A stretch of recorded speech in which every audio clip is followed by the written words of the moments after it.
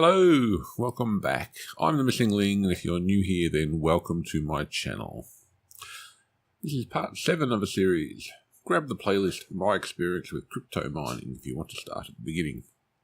A brief recap. This series is about my experiment with coin mining, specifically experiences in trying to make real money. At the end of the last episode, I had over $1,000 in Bitcoin, Bitcoin Cash and Burst Coin in various wallets, was but behind financially by 1,800 Australian dollars, having allowed for all the costs at that time. All of that was over 6 weeks ago. Where have I been? Not on YouTube, sorry. And now I'm back, sort of. Got this video to make, got Christmas coming up soon, got a life. Well, no, actually, probably don't have a life, scratch that. Things I've been doing instead of making YouTube videos I would put into 2 broad categories. The first is that I've had to move house. That was actually not a particularly traumatic experience, but getting it done took all my spare time over a number of weeks. The second is learning the practical realities of operating a mining rig, and some of the technical difficulties that go with that. My litany of technical issues goes something like this. My beautiful EVGA GTX 1080 Ti for the Win 3 Elite custom white graphics card broke. My gaming card that I'd also been using, let's go on. My gaming card. Of course it wasn't related to it being on 24/7 mining CryptoCoin, because I would never do that to such a nice card. I returned the card under warranty to EVGA, who replaced it for me with a pre-tested refurbished card. Thanks EGA, but it took postage to Taiwan at about 60 Australian dollars to get that done, so I'm out of pocket there. Also, the card was absent for a couple of weeks. Another card also broke, one of my RX Vega 64s. I got a brand new one as a replacement from PC Case Gear in about 20 minutes from walking in, having been planning to just drop it off for assessment. PC Case Gear do awesome work on warranty items.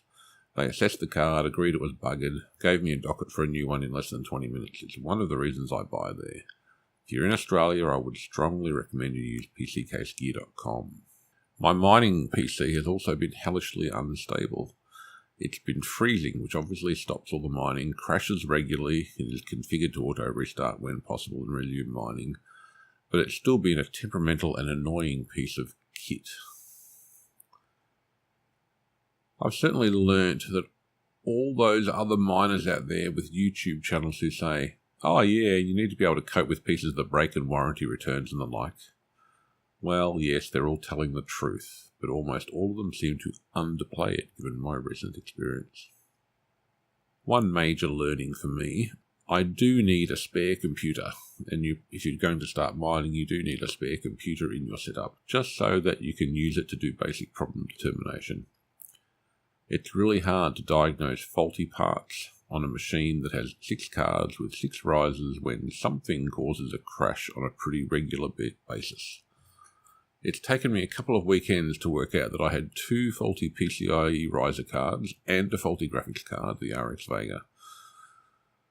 I've ordered some more PCI riser cards. They seem to be a major cause of instability in a mining rig. The faulty risers don't seem to prevent the miner working. It'll work fine for a couple of hours and then crash.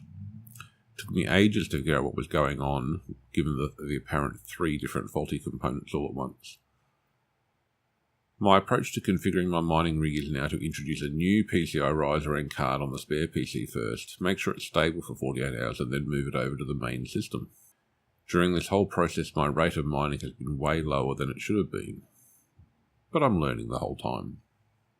Unfortunately, my litany of technical issues doesn't stop with the mining rig. I've also got a NAS that's broken on me twice. Many people may not have the household dependence on a NAS that I have, but it fills a much needed part of my life. It's a music hub, it's a TV hub running Plex server, and it does a variety of other NAS-like things as well. My QNAP TS509 Pro is of a certain age. I think it's probably a 2008 or 2009 model, something like that.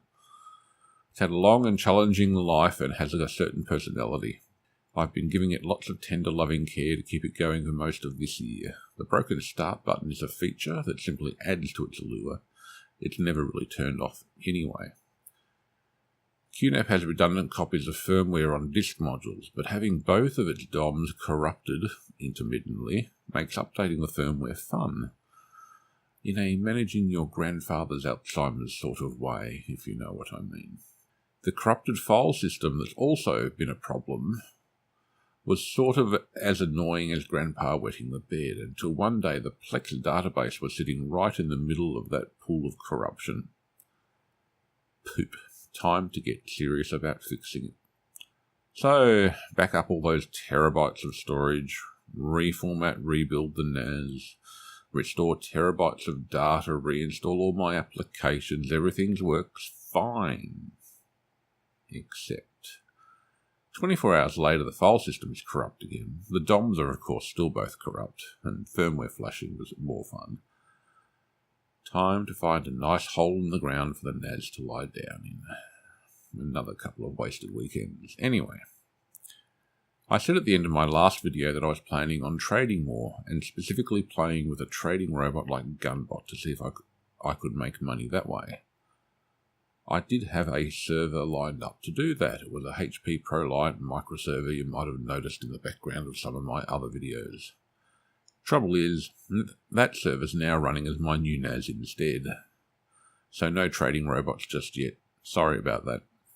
The spare computer for testing mining cards will probably need to become the trading robot machine. Sometime soon, hopefully. I think I told you I bought a real-life Bitcoin miner, the Bitmain Antminer R4. At the moment I have it mining Bitcoin Cash, not native Bitcoin, because it's a bit more profitable. I'm a little nervous about it as well. It has hiccuped on me twice now.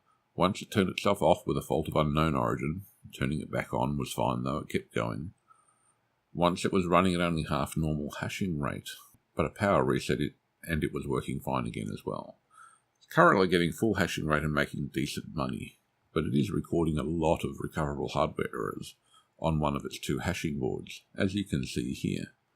The second board has a very high recoverable error rate. It's still producing better than 15 Australian dollars a day at the moment, sometimes up to $25 depending on the price of Bitcoin Cash. I'll tell you about my ongoing experiences with Bitconnect in another video. The short version is, I've reached 100% return on my original investment. That is, I have made more return than I originally invested. With the original investment still in Bitconnect.com making even more money still. So I've at least broken even on that deal. If you want to try out Bitconnect, please feel free to use my link in the description below. So let's look at my financial model as it stands today. With the changes in the price of Bitcoin and my massive overspending on the Antminer R4 and GPUs, some interesting things are happening to my financial position. Where is my overall summary from an OPEX perspective? Cash perspective is this view. 3,700, total coinage I should add up there is about 4,000 something. It's not on screen for you. Let's go over to the OPEX view, and this is probably the one that's of interest to people.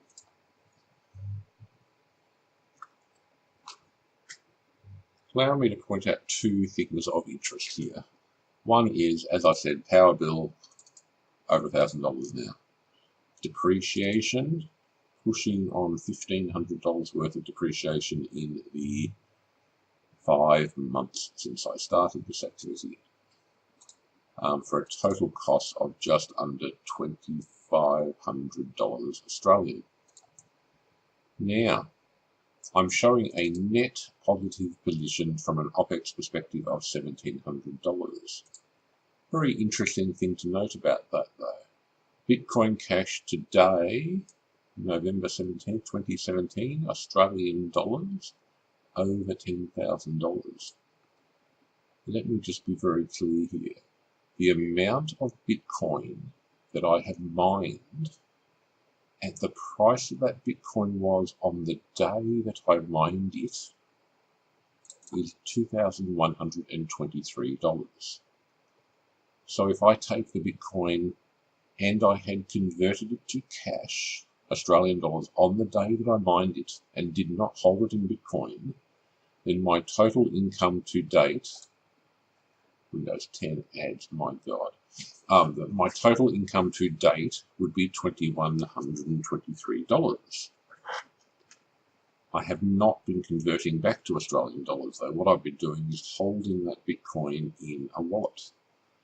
Because I've been holding that Bitcoin in a wallet, and because the value of the Bitcoin has been going up, the value of those mined Bitcoins is now to $4,211.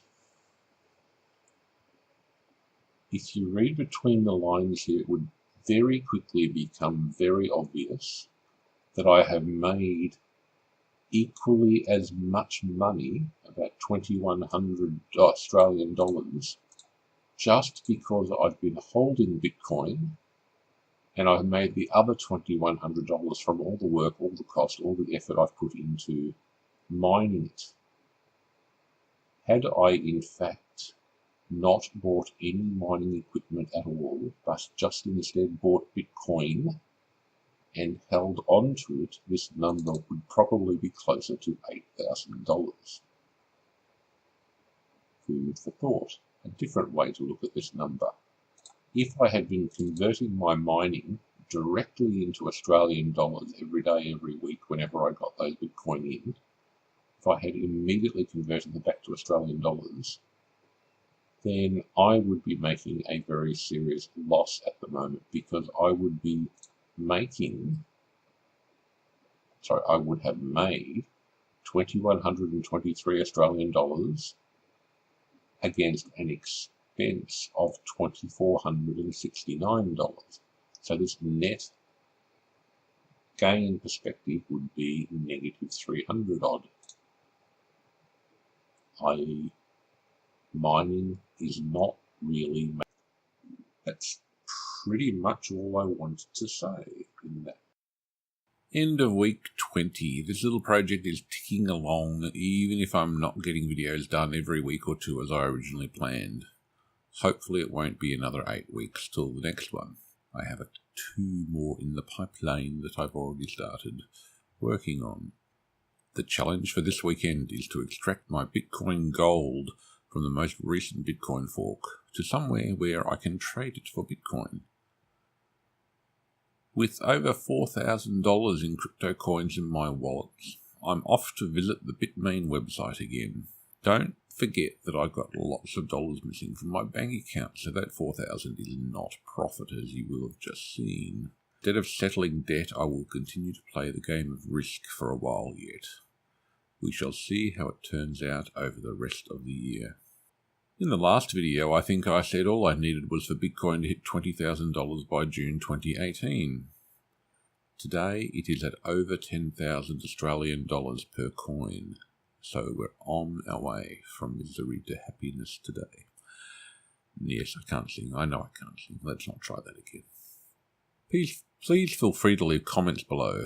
Of course, if I was a professional YouTuber, I would be beseeching you to like and subscribe to this channel now so that you get all future updates. I don't really feel the need to say that though. You know what to do if you want to do it. Thanks for watching. Please keep an eye out for the next episode. I'll catch you on the flip side.